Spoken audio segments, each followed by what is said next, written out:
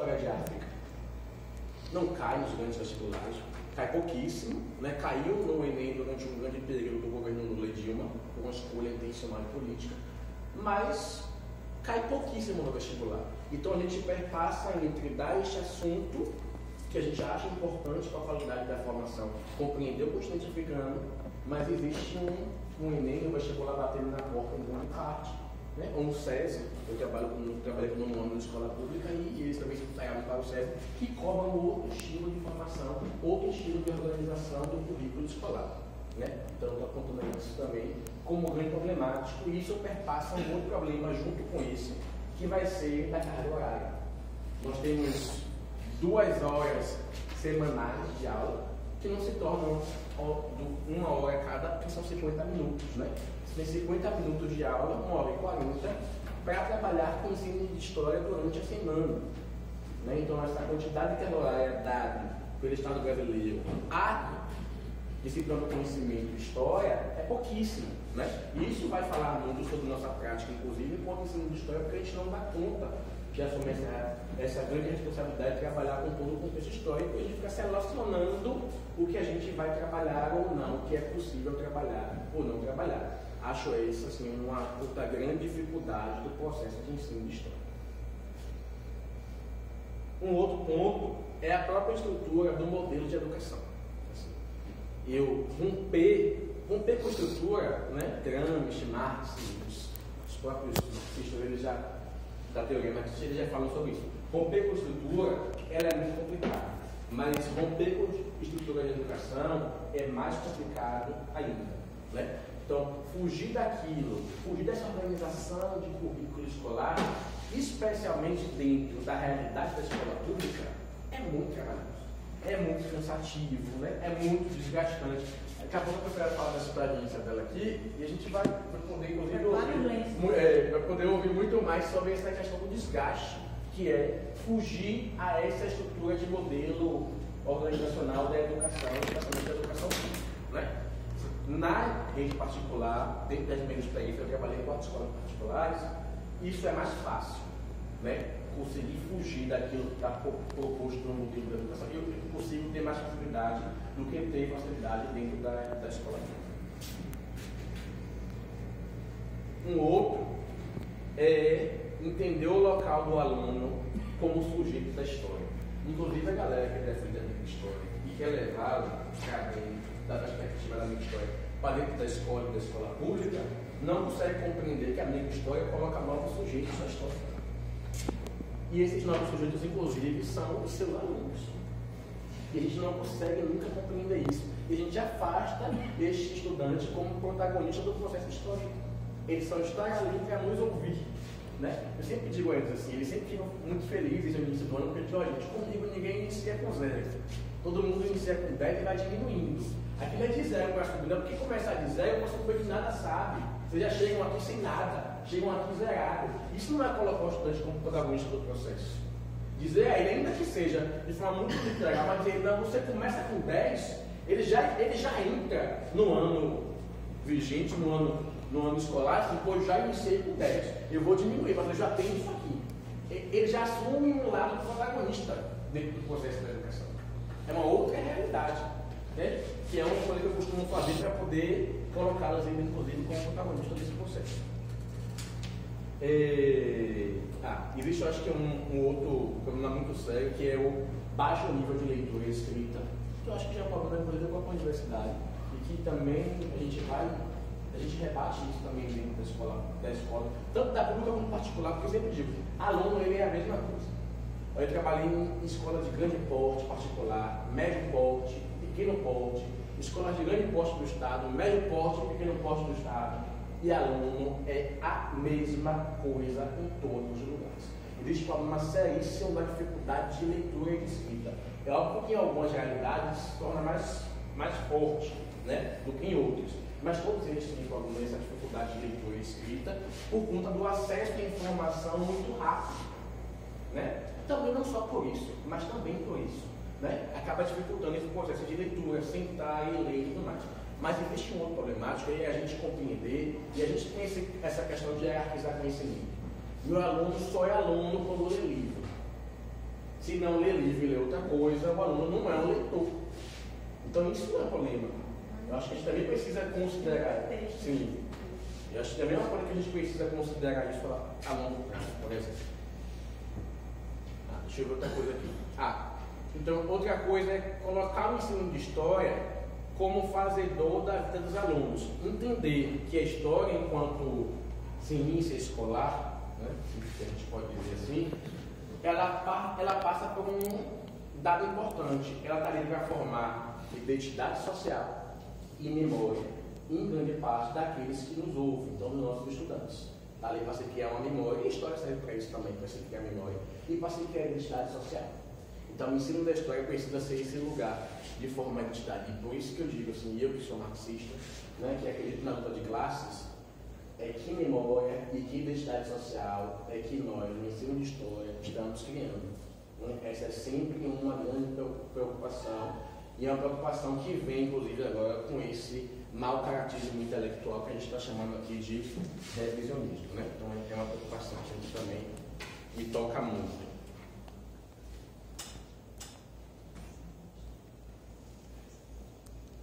Deixa eu pegar aqui outras coisas. Existe uma outra coisa que é a transposição didática do fazer histórico.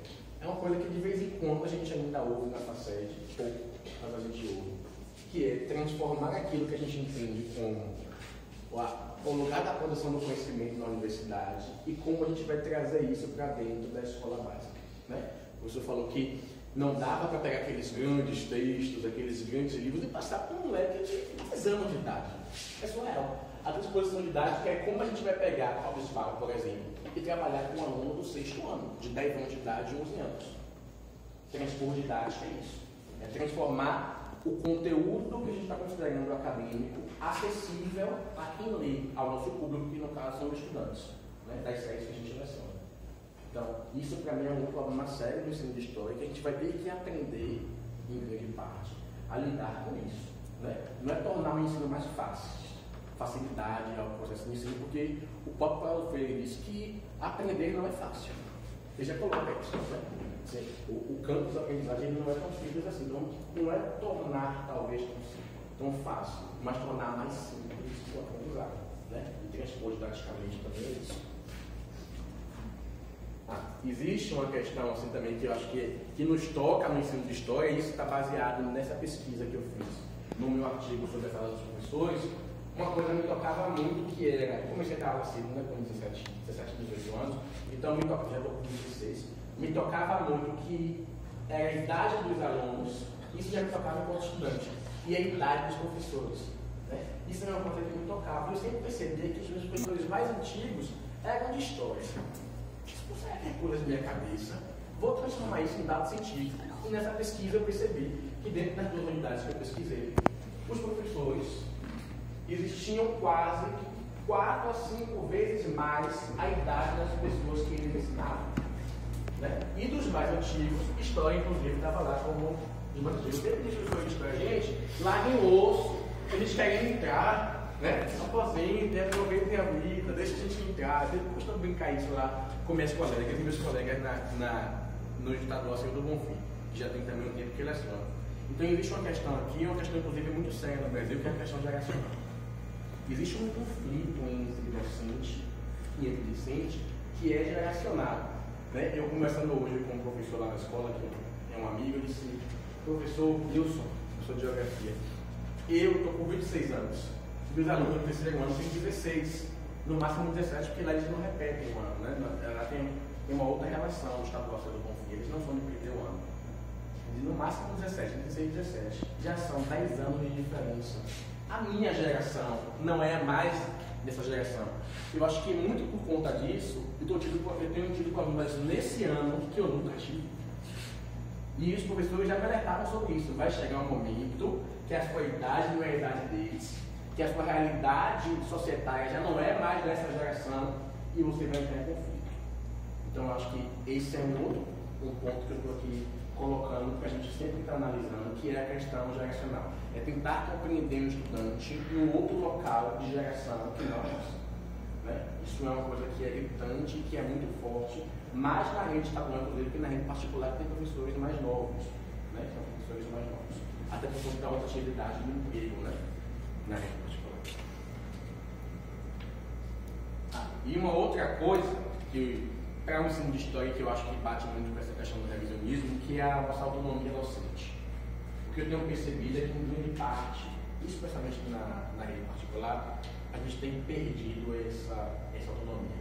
Eu me lembro de uma escola que eu ensinei, não vou nem falar uma questão de ética, eu não quero, nem questão de ética, não vou falar aqui. Mas não vou dizer, eu me lembro que quando trabalhei no 7º ano, a trabalhar com idade média, de uma escola que era católica, deu muito trabalho. Eu me lembro da coordenadora pedagógica, junto com a orientadora, elas sabiam que eu era ateu, né? E elas sempre iam assistir a minha aula, preocupada com o que eu fosse falar.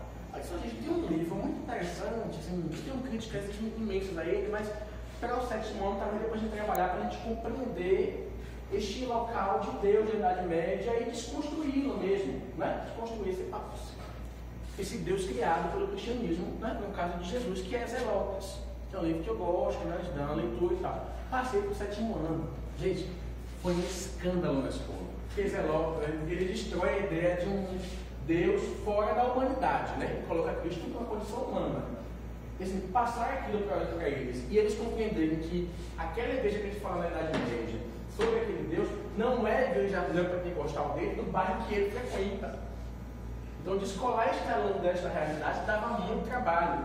E por que também a coordenação fazia o trabalho de sempre colocá-los neste lugar, né? Então, eu me lembro que fiquei proibido de trabalhar com idade média no 7º ano. Se eu for trabalhar com isso dentro da organização curricular, eu não tenho mais o que trabalhar aqui nessa escola, no 7º ano. É melhor contratar o professor, coloquei o cara à disposição, contratar o professor que queira aceitar essa condição de não trabalhar com idade média, porque eu não consigo.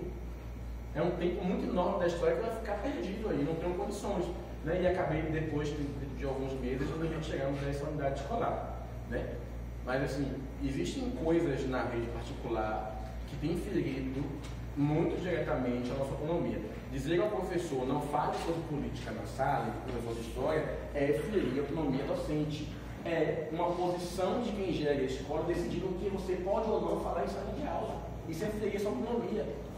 Né? E isso acontece na rede particular, mas a gente se engana quando acha que não acontece na rede pública.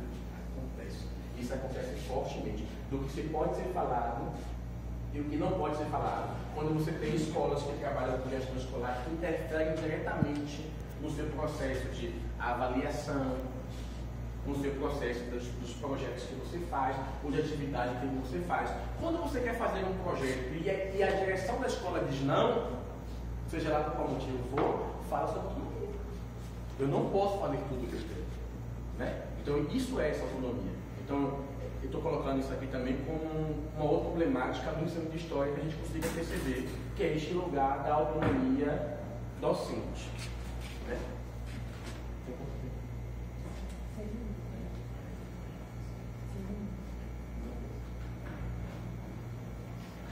Eu vou pular essa parte, tem 6 minutos. E aí, o que é que acabou, de alguma forma, eu não me sendo cogitado com algumas escolas, porque na rede particular tem muito disso, né? Olha, o professor ali trabalha de forma diferente, acho bom, você vai no QI, né? Você vai adentrando os espaços na rede particular. O que é que eu resolvi fazer? Né? Já tinha técnica de didática, de estágio, de sociologia, peguei de didática aqui também na Universidade Federal. A minha didática, né, e não é desconsiderar uma teoria didática, que eu acho super importante, inclusive eu estava dizendo hoje lá na escola, eu não acho a educação um lugar de muita teoria, eu acho inclusive que foco na educação é teoria. Eu acho que a educação trabalha muito com empirismo, é muito uma prática. Eu vou fazer isso aqui, se der certo, Deus, se não der, não Deus. Né? Eu acho que você não tem teoria, inclusive, para fazer. Eu acho que a educação é um lugar que tem negado, em grande parte, as teorias. Né? Mas eu disse assim, eu também vou adentrar nessa realidade e vou começar a ser o professor relativo. Minha didática, a partir também da teoria, vai partir desta realidade. Como foi a minha realidade de aluno de escola pública, que eu estudei desde a primeira série até o 3º ano na rede estadual, na escola pública. Então, como foram professores, especialmente professores de história, o que eles faziam que não me agradava, são coisas que eu decidi não fazer e vou fazer diferente. Então, eu tenho que fazer diferente, por exemplo, o que não me agradava, por que não agrada a grande maioria? Prova. E sempre não me agradou, porque eu me lembro até hoje, hoje o colega, eu até estive com ela ontem, ela me disse assim, Pitágoras, eu me lembro quando a gente dava aula para a quinta série na época ainda, sexto ano, para a quinta série, de você questionar sobre a prova. Eu sempre questionei, porque para mim nunca fez sentido. Quem aprende, responde. Quem está aprendendo tem que perguntar, tem que dar o direito à dúvida. E a prova é o inverso disso. A prova é quem está ensinando, pergunta, e quem aprende, responde. Você inverte a lógica do processo de aprender. Então eu sempre questionei sobre a prova. Então que eu comecei a fazer, fiz hoje, inclusive lá no Estadual Senhor do Bonfim, o que acaba chocando eles, e eles acabam achando que é uma facilidade, percebendo hoje que não é. Na minha avaliação da unidade, eles fazem as perguntas e eu respondo. Eu investi a obra. E aí deu um problema seríssimo, porque eles perceberam que fazer pergunta é mais difícil do que responder. Porque passaram da primeira série ao segundo ano do ensino médio respondendo. Chegou no terceiro, vão ter que perguntar. E aí gerou o primeiro conflito das turmas hoje, assim, rapaz, como é que eu vou fazer isso? Eu disse, estudar? Estudamos muito, professor, já tem 2 semanas estudando. Pronto. Se dá conta de conhecer o conteúdo, você consegue perguntar sobre ele. Faça as perguntas. Né? E aí eu comecei a fazer e usar esses métodos, que eu não acho que é tão diferente assim, mas que fogem por vezes a um padrão da organização escolar, e aí a forma acabou correndo aí, especialmente pela rede particular, e eu tenho recebido alguns convites para ensinar em algumas das escolas particulares muito por conta disso. Né? Me lembro de outra dificuldade que eles tiveram, por exemplo, de um seminário. Assim, dentro da rede estadual, até na universidade, inclusive, a lógica de seminário está muito distante do que é um seminário. Isso é fato. Né? E aí eu disse a eles assim, tudo bem, vocês querem um seminário, a gente vai fazer, porque além de te preparar na escrita, eu preciso preparar o meu estudante oralmente, que ele vai se comunicar, né? A linguagem é uma questão que fala bastante, e aí eu preciso fazer isso. Só que como é um seminário, aí eu peguei a turma, nós vamos dividir aqui 7 equipes, né? Cada uma com 5, no máximo 5, porque dá para dar uma avaliadazinha melhor. E o que a gente vai fazer a partir de agora? São 7 temas diferentes, 7 equipes. Só que vocês só vão saber a hora que o tema que vocês vão apresentar na hora de apresentar. O que significa dizer que vocês vão ter que estudar os 7 temas. Mas professor, nunca teve isso. O senhor dá o tema, a gente apresenta. Eu não comigo. Vocês vão apresentar. E na hora eu vou te dizer. E quem vai avaliar não sou eu. Se X apresenta, quem avalia X? Y. E eu avalio X, Y avaliou X bem. Aí você tem sua nota. Então são 3 notas para dividir por 3. Cada um com um peso diferente. Então colocar eles no processo, o protagonista do ensino, de ter que avaliar, também foi muito duro. Eu percebi o quanto ele era duro com os colegas. Eu acho que faltou falar sobre isso. Aí tinha no trabalho escrito, tinha alguns erros de tinha uns erros de vírgula, de pontuação. Eu comecei a perceber o quanto eles eram criteriosos com isso. E eu comecei a questioná-los também sobre isso. Se vocês são criteriosos com seus colegas, com seus pares, eu posso ser com vocês. E aí eu queria mostrar a vocês o quanto é difícil também avaliar. O quanto é difícil estar neste lugar de ser o avaliador do processo de ensino. Né? E coloco ele nesses lugares. Para fechar, porque só tem 1 minuto, o terceiro ano, geralmente, o assunto é muito extenso. Né? A gente nunca consegue terminar com o assunto do terceiro ano, e por conta da própria organização lá da escola, tem uma gincana que dura quase um mês, é um negócio real. E é a maior gincana da escola pública hoje da rede estadual, é muito boa a gincana, tem conteúdo inclusive, mas dura muito num período que não é para durar, que é próximo ao Enem, especialmente no terceiro ano. Então, vai chegar um período que vai precisar fechar o ano letivo e eles não vão ver certos conteúdos, né? Então, o que é que eu resolvi fazer, que já vinha fazendo na escola particular e resolvi fazer na escola pública, que são as árvores da história. Por exemplo, já vou encerrar mesmo. A gente vai trabalhar logo depois do Enem, com ditadura civil e militar no Brasil, e eu vou explicar o macro, né? Que é o que dá tempo. 5, no máximo 6 aulas, se der tempo, 6 aulas, para trabalhar com a ditadura civil e militar no Brasil. E existe uma parte da ditadura civil e militar que eu gosto muito de trabalhar, que eu acho que é o que toca eles, inclusive quebra esse revisionismo, que é com a tortura. Eu gosto de trabalhar com desaparecido político, com tortura, que é uma coisa que toca, que está falando sobre nós, trabalhadores, que fomos torturados. Então é sobre a vida deles, dos pais deles,